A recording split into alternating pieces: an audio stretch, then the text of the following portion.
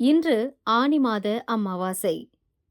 எண்ணன்றே கொன்றார்க்கும் உய்வுண்டாம் உய்வில்லை செய்நன்றி கொன்ற மகற்கு என்கிறார் திருவள்ளுவர். அவர் இந்த குறளை எழுதியது அமாவாசையின் முக்கியத்துவம் குறித்து வலியுறுத்ததான்.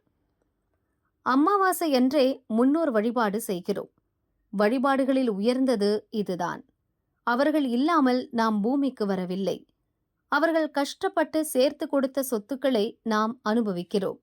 தங்கள் பசியை தாங்கிக் கொண்டு நமக்கு உணவூட்டியவர்கள் அவர்கள். இதற்கு நன்றி தெரிவித்தாக வேண்டும். இதனால்தான் மாதா, பிதா, குரு, தெய்வம் என்று உறவுக்கு பிறகு தெய்வத்தை கொண்டு வந்தனர்.